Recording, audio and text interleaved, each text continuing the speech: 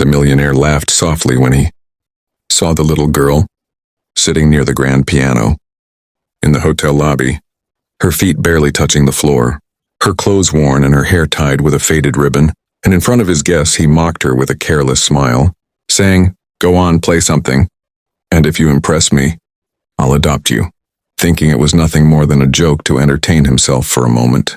The room grew quiet as people turned to watch, some uncomfortable, some curious, while the girl looked up at him with calm eyes that held no anger, only a strange confidence far beyond her years. She nodded politely, climbed onto the bench, and placed her small fingers on the keys. And in that instant the air changed.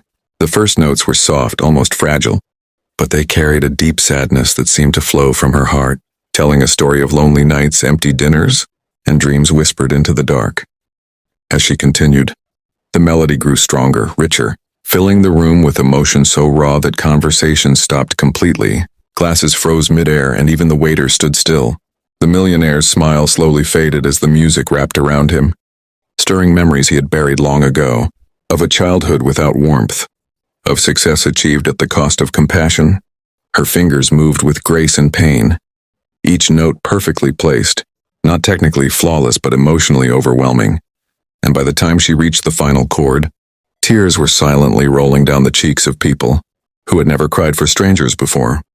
The room remained silent for several seconds after she finished, as if no one dared break the spell, until the millionaire stood up, his hands trembling as he began to clap, not out of politeness but out of respect. He walked toward the girl, knelt in front of her, and for the first time that evening, his voice was no longer proud or mocking, but low and sincere as he apologized for his words. He learned then that she was an orphan who played on old pianos wherever she could, not for money, but to feel close to her late mother who had taught her music. That night he didn't offer adoption as a joke, but as a promise not just to give her a home, but to become a better man, forever changed by the music of a little girl he once underestimated.